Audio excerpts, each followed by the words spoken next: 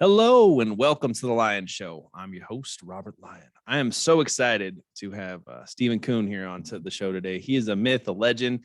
He's really blazing a trail right now for veterans and NFTs and just doing amazing stuff. But I don't want to butcher your intro. Stephen, why don't you tell everybody a little bit about who you are and kind of what you're up to? Yeah, my name is Stephen Kuhn. I served in the U.S. Army back in the 80s and 90s, and I got out and stayed in Europe where I was stationed for 7 years. After a tour in Iraq, I got back and said, I think I'm done with the military. And I got out and stayed in Europe. And it was Germany, then it was Austria, then it was Switzerland, then it was Spain and Portugal and a couple other countries. And now I'm in Hungary. And in that time, I worked for some rock stars, politicians, large corporations, PLCs, nonprofits, NASDAQ companies as a freelancer, as a contractor. So I've been self-employed since 1996. And so it's been a grind, man. I mean, it's been like a massive grind. Homeless in 2008 when I lost everything, the whole shebang, living on the street in Berlin, Germany, was almost comfortable. Yes, small world. Where were you scheduled or not scheduled? Where were you stationed in Germany? Oh, I was in Berlin Brigade, 8th Cav in Gelnhausen, traded out with 11th ACR in Fulda on the border back when the wall was up, and Schweinfurt. No, I was in Baumholder, Germany for 3 years. Baumholder. I was going to say Baumholder because we did exercises there in 1987. I was there for 3 months in Baumholder. Yeah, I lived there forever and traveled all over Europe. Snow everywhere. I was in the army. Yeah, it was crazy. Everywhere. I had the best time of my life though in Europe. Yeah. Pretty much, in the army, get paid on a Friday, go fucking get a little tiny piece of crap car, drive all over Europe, come back broke Monday, and go back to work. We would leave broke. I mean, it was like that too. Yeah. I remember going through the barracks. Because we had the long barracks, you had like 60 rooms, right? 60 doors. I would go door to door. Hey, you got a quarter? Yeah. I had I had like 60 quarters, man. Like, heck yeah, I mean, I can go out and drink it. €1. Yeah. Oh, man. Well, back in my day, it was a D-mark. Remember, it was a Deutschmark back in my day. Oh, they changed it up, man. That was another life. So now you're in Hungary? Is that where you're? Yeah, I'm in Hungary. Yep. I'm in Hungary. How do you like it there? What's that like? I love it, man. This is old school. This is Central Eastern Europe. It's still the East Bloc, so to say. There's a lot of the old infrastructure here. Very conservative country as far as embracing change. They're very historic. They're very classic. They're very traditional in everything that they do. The schools are safe. There's no mobbing. People are nice to each other. You go to the playground. The parents are as nice as the kids are. Yeah. It's calm. There's no crime. Very little crime. It's beautiful for raising children. I have a 6 and a 7-year-old. It's just beautiful, man. Beautiful people. That's really wonderful. Cool, man. Yeah. Good to hear someone living abroad, really loving it. So, I mean, I loved Europe. It is a different little world. Where were you from in the States? I'm from Pennsylvania. Central Pennsylvania, like yeehaw. Yeah. So that's the Midwest of Pennsylvania, so to say. That's awesome. We were brought together real quick by Travis Johnson. He's the nonprofit architect. So he's another fellow veteran. So I just wanted to give him a shout out before I forget. But he actually came here to visit me in Hungary a couple years ago. Spent time with me and my family. Yeah. Guy. Yeah, he is. That's so cool, man. So now somehow you're developing NFTs, getting crypto. Yes. And yes. I wanted to know, it has a backing. Tell us a little bit about like the veteran aspect of this, because I love the Bulldogs, I love it all, but I want to hear a little bit more about that. Well, we've had myself and my business partner and co-author Lane Balone, Humble Alpha, the book. We've been working with veterans for about 4 or 5 years in the online and offline space. So we have the Vetpreneur Tribe, which is the largest online veteran entrepreneur space with 16,300 veterans. And we have the Warrior Council, which is a paid group of advisory consulting. And then we have the online events, the offline in-person events. We just had one in November in Texas. We have the retreats, the healing retreats we do to Peru once or twice a year. And we wanted to take that into the next level. And if you look at blockchain, it seems very complicated. If you look at NFTs, it seems very, very complicated. But if you realize that an NFT is basically fractional ownership in a project or a company, in which you can earn a return if you stake it or, invest it, if you will, then it makes it sort of easier. And then if you realize that everything this company does is on the blockchain, so you have a chain of custody, what's going on, it's transparent, and we're donating to 100 nonprofits over the 4 drops. And so that'll be in the blockchain. You can see it. Like we can say, yeah, we donated, but maybe you didn't. Well, you can see it. It's 100%. No hiding. Yeah. And on top of that, you program it one time and you're done. I don't have to write invoices every month, split the profits, do this. It's all done automatically. So anytime, even if we sell one NFT, it gets split into all those different wallets, and then it gets disseminated. So have NFT, Humble Alpha, Veteran Empowerment. Humble Alpha is the book that we wrote, which is 5 core principles in which to live by. And it's on how to own your presence in life and become the epic leader that you're meant to be. Right. This book has become a college course at Forbes School of Business Management, and Harvard and Stanford are right now negotiating to pay us nothing and use the course. So pretty much what they're doing. And, it's, we get it, but, still. Anyway, so that's the course.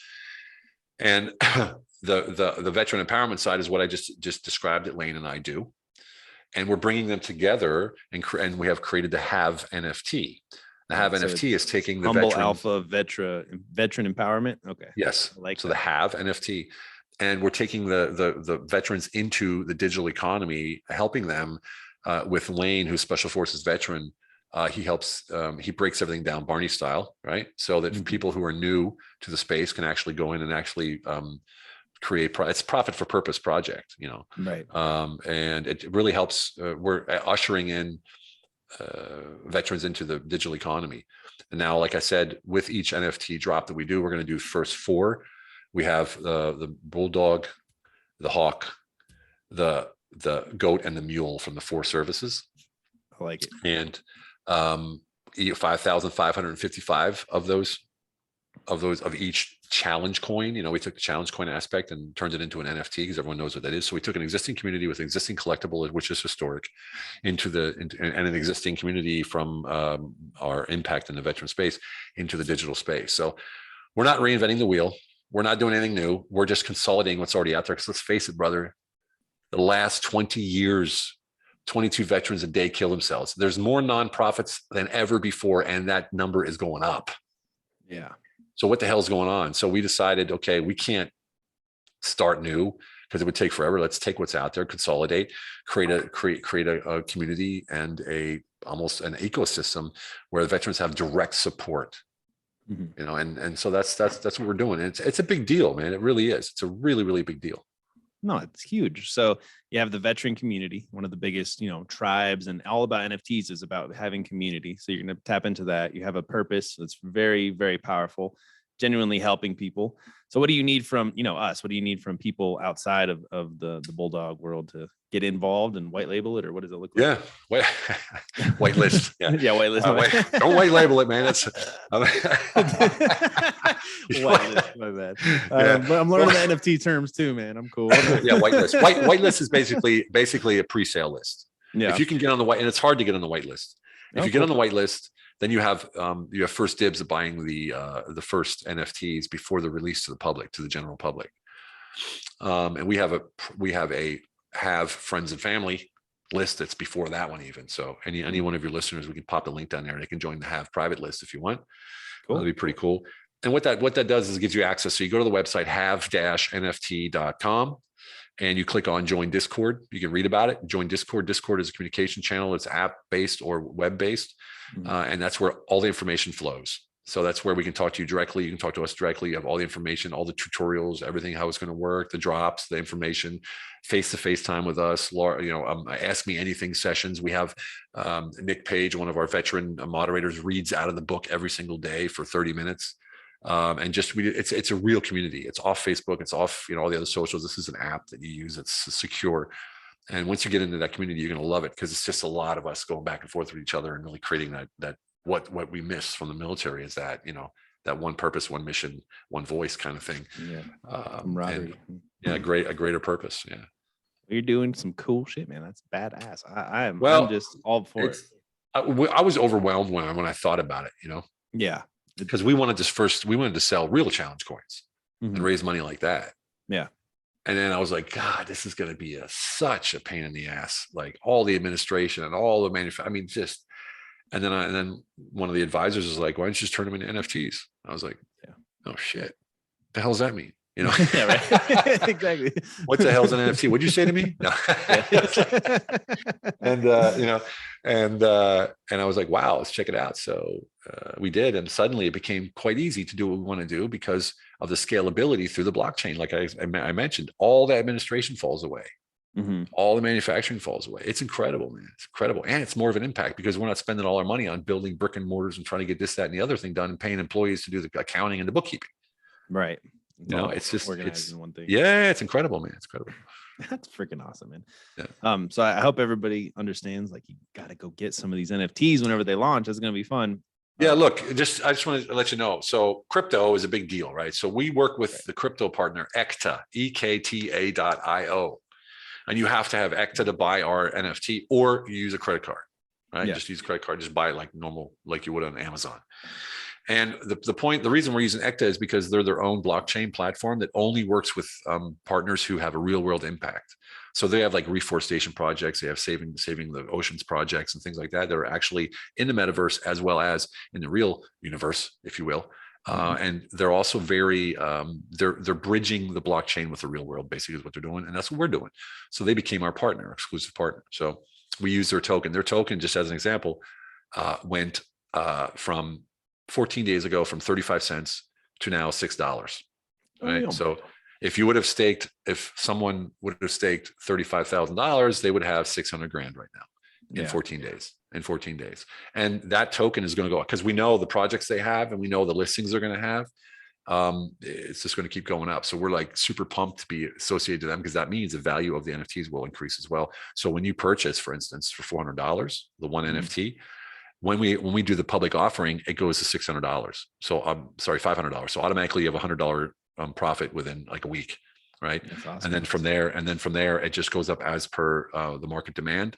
And then you can stake those, which means you can say, look, hold this for 3 months and you get like 20% interest on it or 100%, whatever it is that we decide, whatever the profits are. Hold it forever. How do you spell them again? What was it? EKTA? EKTA.io. Yeah. You just go there, click on buy EKTA and then go the rest. And then you can stake it. I would stake it. I would stake it. If anybody's out there, I mean, I'm not going to give it financial advice. It's not my place and all that kind of legal disclaimer.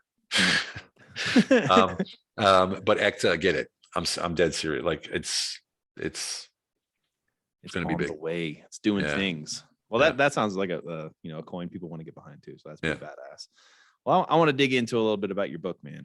Unleash your humble alpha. I mean, it's badass, just idea even. So what is a humble alpha? If you don't mind. Humble alpha is alpha on the inside, humble on the outside. It's about owning your presence. When you own your presence in life, you don't have to say a word. You just show up and people are like, okay, that, like that dude or that woman knows what they're doing. They know what they're all about.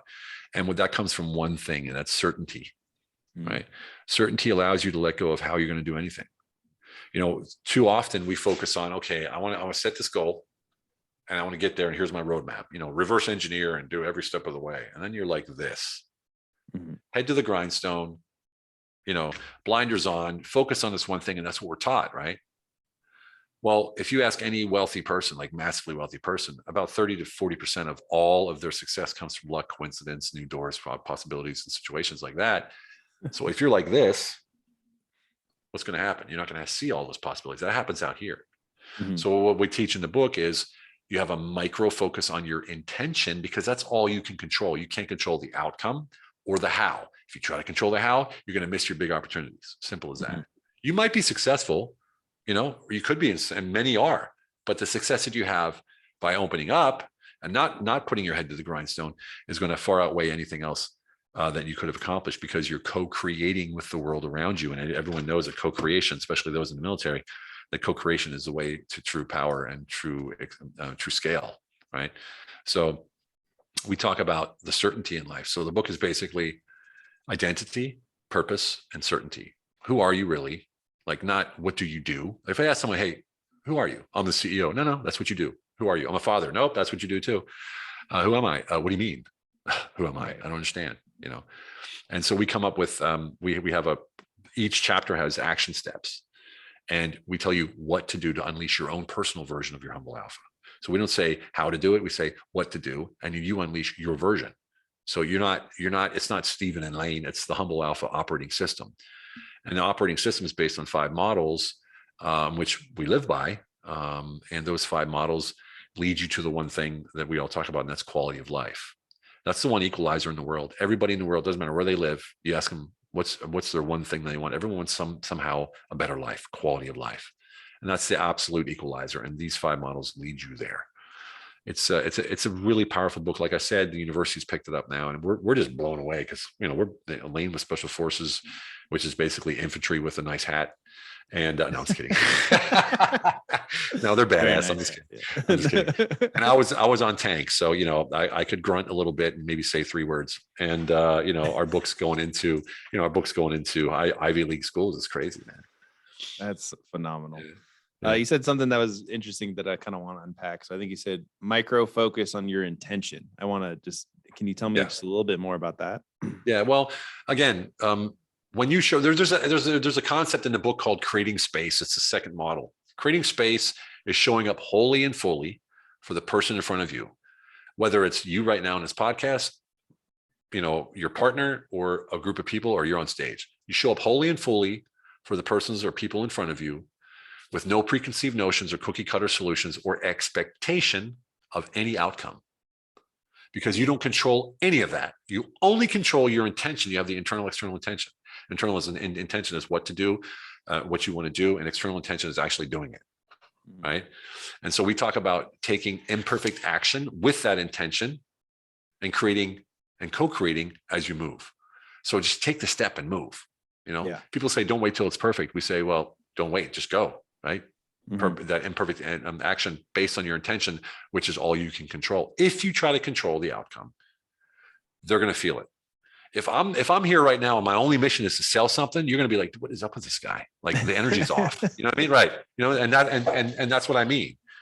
And so when your intention is, I want to have, I want to solve problems.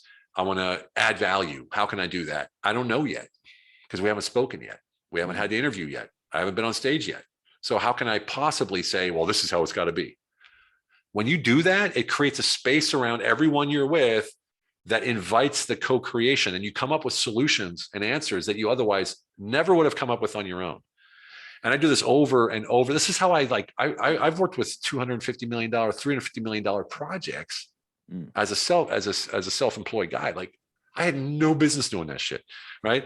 And also working for Andrea Bocelli or Mick Jagger, I had no business doing those things, but I had no qualifications either, and I did them anyway. Why? Because I went out and created space. I added value. I solved problems. I didn't try to control the outcome. I focused on the intention. And they're just like, well, this dude's cool. Let's give him a try. Mm-hmm. And it's magic. It really is. When you realize that people buy into your certainty. And people say, Stephen, you can't have certainty about life. I'm like, well, why can't you? Well, everything changes. Well, is that certain? Yeah. Okay, there you go. But just be a smart ass. But you're not worried about certainty in the world around you. You're just not worried. You're only focused on, okay, am I certain that I can deploy my talents in any situation that I'm confronted with? Yeah. If the SWAT busted in the door right now, if there was an earthquake, if the pipes upstairs broke and came to the ceiling, I'd freaking deal with it. I have no issues. Mm-hmm. When you know that, no matter where you are in business and life and relationships, whatever, when you know that, you have a certainty about yourself that is automatically translated and amplified through your purpose as your identity. And that's where people are like, whoa, who's this person?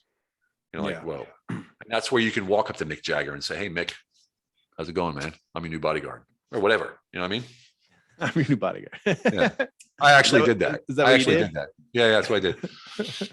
And he was like, who? What? Who sent you? And I was like, I sent me. Like, who the hell are you? I'm like, well, I heard on the radio that your bodyguard stayed in London and hurt his back, and you're here for 3 weeks in Germany, and I speak German. I'm an American war veteran. I can fight. I'm great at security. Give it a shot. And he's like, all right, talk to CJ. And I went to CJ, and he's like, well, I asked you one question and you got the job. I'm like, what? And he said, do you know where to get the best German sausage? And I said, of course I do. He said, all right, how's $400 a day? I'm like, fucking bet, let's do it. That was it. Sold. That's awesome, man. Yeah. So did you tour around Europe with him for a while? No, just Germany. Just Germany?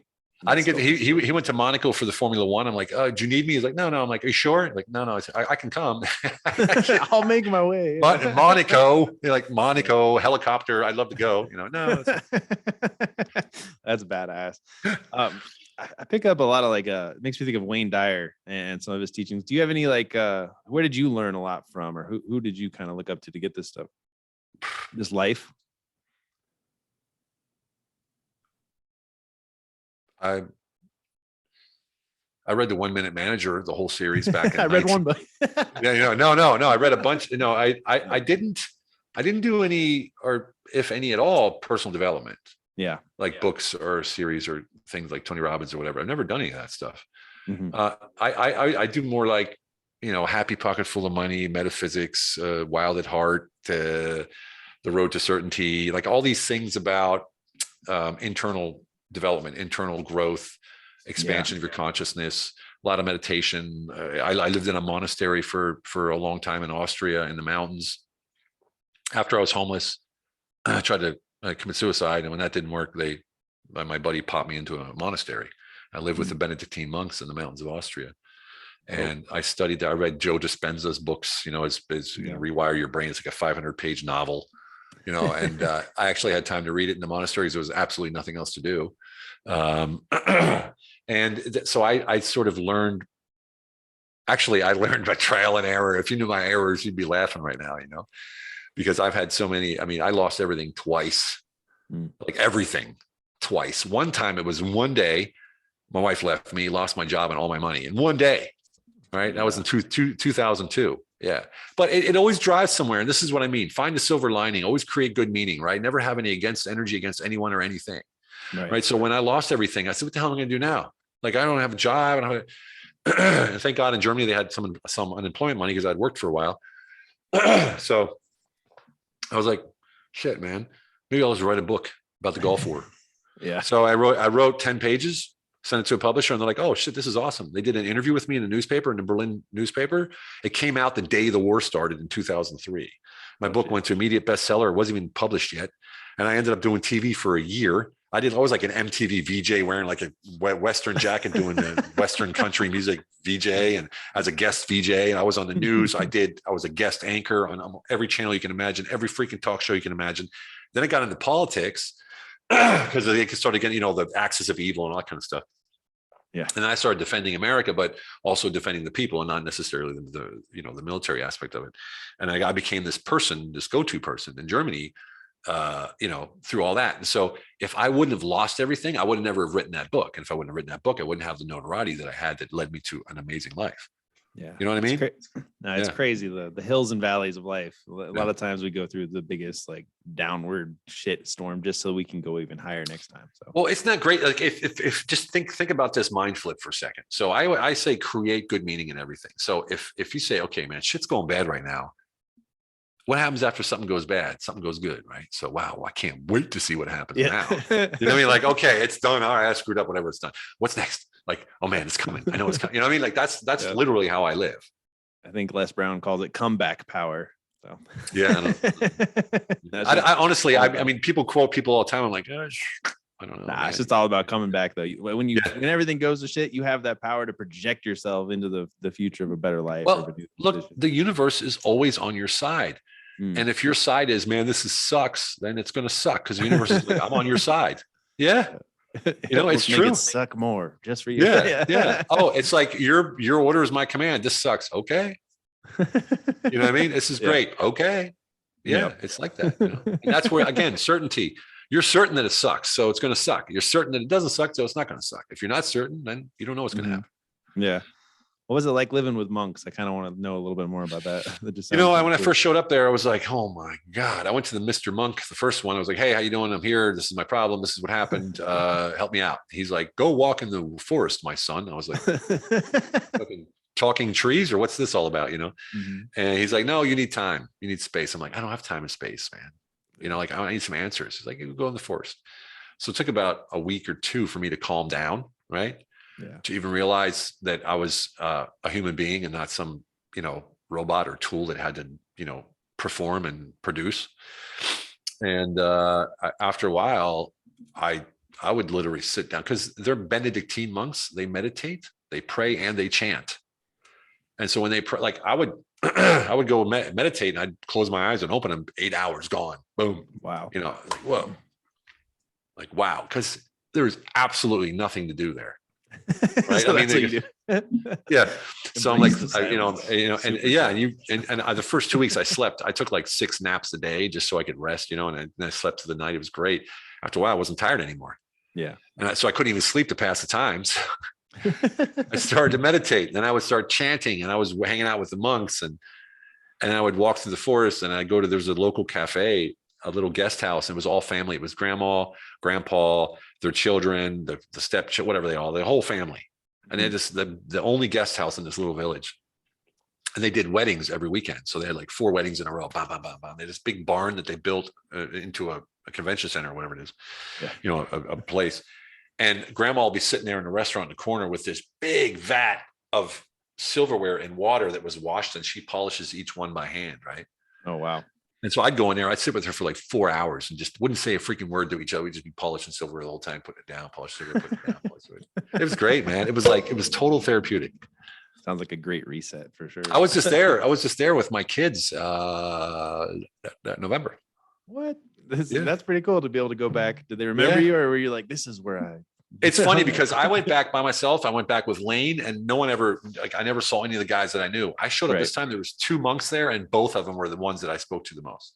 Oh, wow. They were like, they were like, you, Stephen Kuhn. Yeah, because I sort of made waves there, like I was like this completely unconventional guy that just showed up a total mess and left like, like very spiritual. Yeah. Matter of fact, when I was leaving, these guys were all talking to me. All these monks were talking to me, like, and then how do you do this? And how will you? Yeah, it was amazing. It was amazing, dude. It was amazing. So cool, man. Well, I feel like anybody who's been through the military, once you get out, you need something like, and not just the military. Any hard trauma, life throws at you, you need some sort of resets. I'm just curious about. You said you do something with veterans or people in Peru. Yes. Well, What's we that do like? a plant medicine journey every year. Ooh, is it like ayahuasca or what is it like? Ayahuasca, San Pedro, Combo, Bufo. We've done Iboga before, Iboga, whatever it's called. But typically we do ayahuasca and San Pedro, more the San Pedro. Yeah. So we'll do 10 days. We'll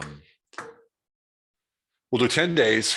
We'll do a trip to Machu Picchu. We'll do, everything's included. So we pick you up at the airport and drop you off. Everything in between is included: meals, drinks, travel, everything, ceremonies, everything's included. And we got one in May. We got 4 slots left.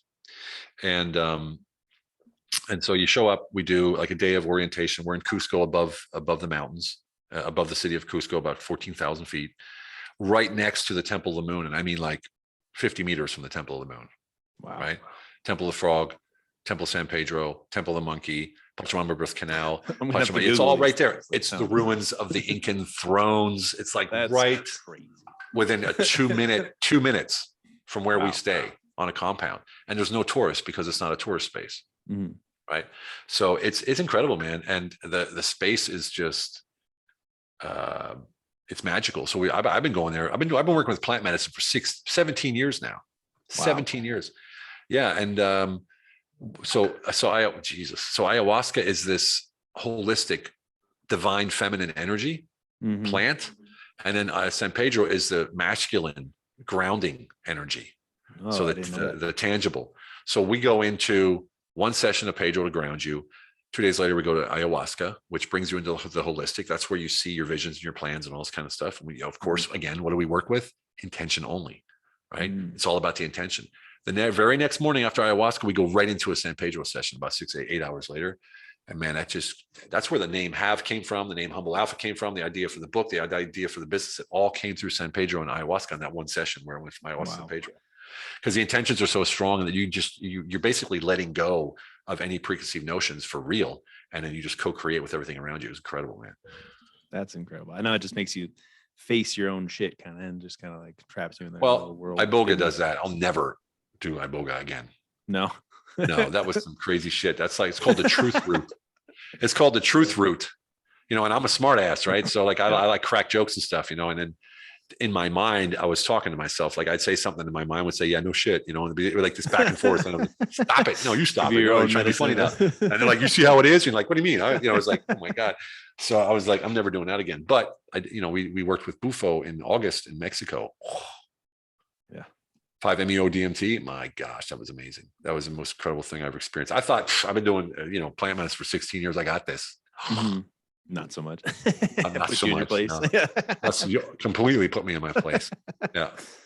Well, it's just such an interesting thing. We get so wrapped up in these little mental loops where our lives and our habits and our things. And when you do plant medicine and you go on those kind of journeys, like you crack out of that and you're able to come back with a new, fresh perspective. And it's more like you're excited about life again. So I think helping veterans and things like that sounds really, really cool. Well, especially with the veterans, it helps expand your consciousness and break out of that prison that we put ourselves in after we get out of the military.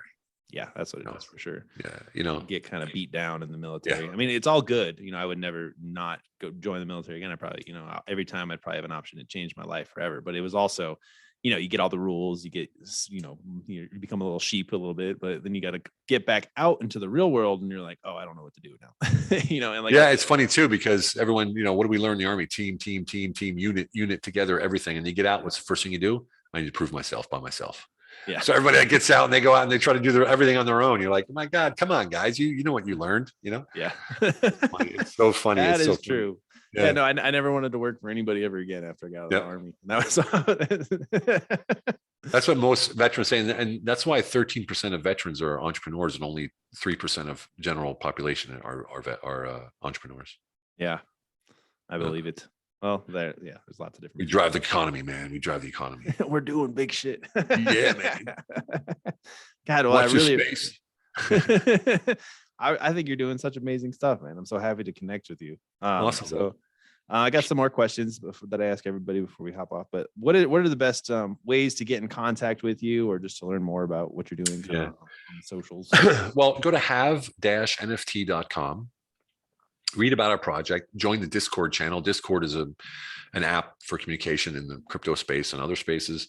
And it's very intimate. So it's its own app. And then you can go in there and talk to other community members and talk with other veterans or crypto people and learn and watch tutorials and keep up to date with the latest information, reach out to us directly, all kinds of stuff. It's a really cool app. And we use that. Or you can go to humblealpha.com and check out our offering of our advisory program. We call it the Humble Alpha Paradigm Upgrade Advisory Program. And then we do group session, then we do one-on-one sessions, and we do basically business and life advisory, if you will. I don't like that word, but there's no other word to use. So Lane and I do that together. So it's a 2-on-1. We're quite successful with that. One of our clients is the special assistant to the mayor of New York, Eric Adams, the new guy.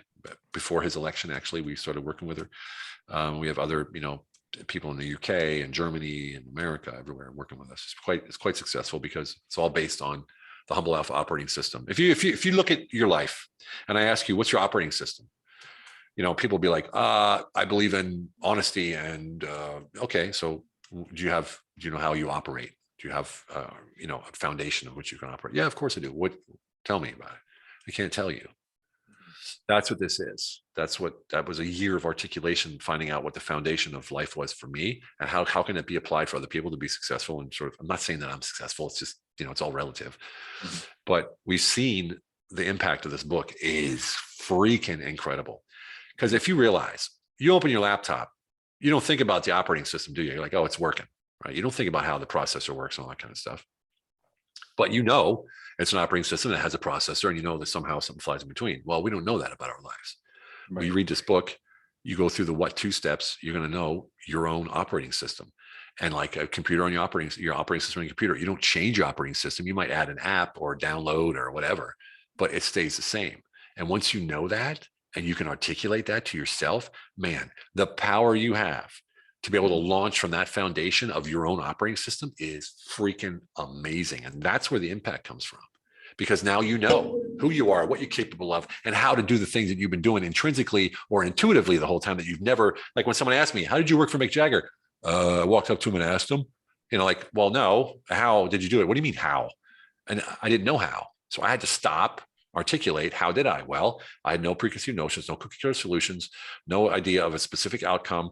I just wanted to create value and, and solve problems for him. That was pretty much what I wanted to do. And I was like, oh, that sounds like a model. Okay, let's write it down. And that's how it went. And when you do, so we've broken that down. You don't have to do that. You just read the book, go through the 5 chapters with the 5 different action steps. You come out the other end, you're like, holy shit, I know who I am. It's amazing. I mean, it really is amazing because we didn't write it to do that. It just ended up that way. Again, no intention of a specific outcome. We just started writing. Yeah.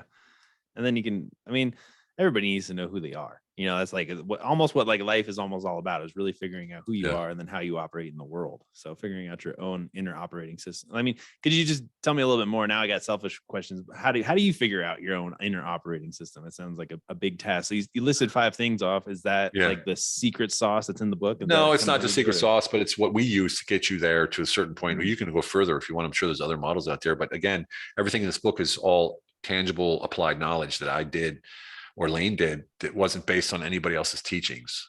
Yeah. So we just did it.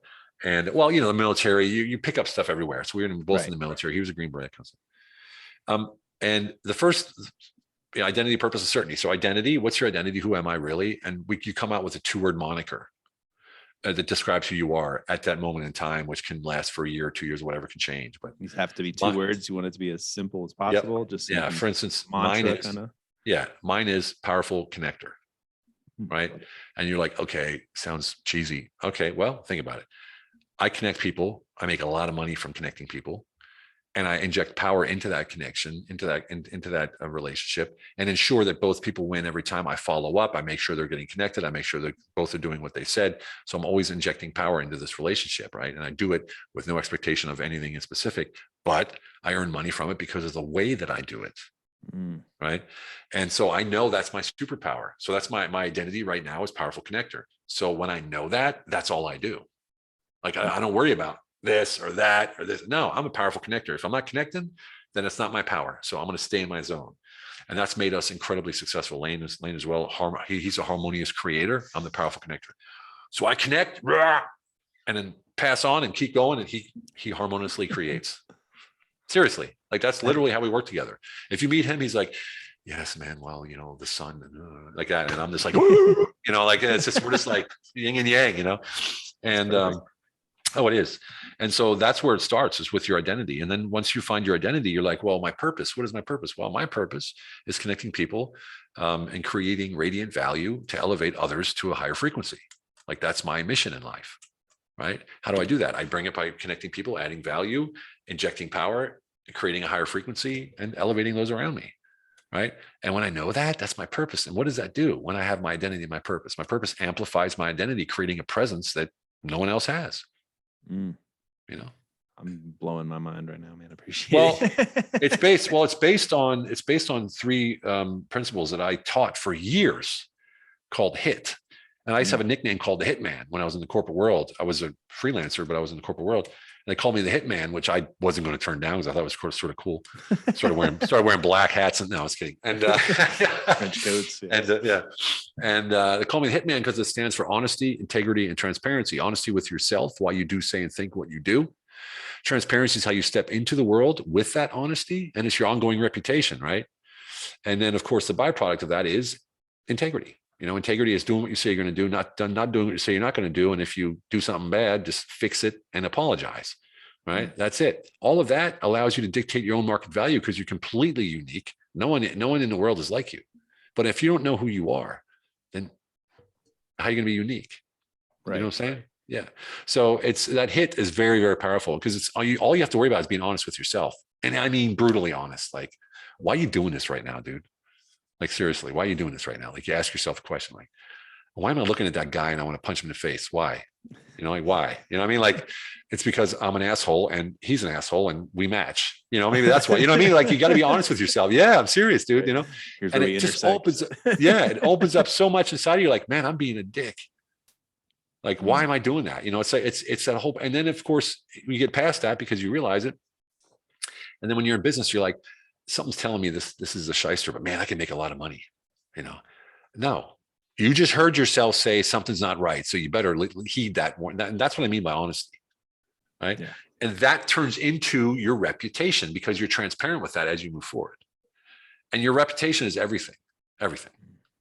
You know, that's how we launched to have NFT. Lane and I, people already know us in the veteran community. And if we didn't have a good reputation, people would be like, I don't trust you guys. Who you guys don't take my money, you know? But they trust us because one, we're transparent, and two, we're accessible. Like anybody can write me a message on Facebook and I always answer, you know, it's that kind of thing. And so that's all about the reputation you have, which is based upon the honesty with yourself and the transparency of how you step into that honesty. So powerful. And this is all stuff that we just made up, man.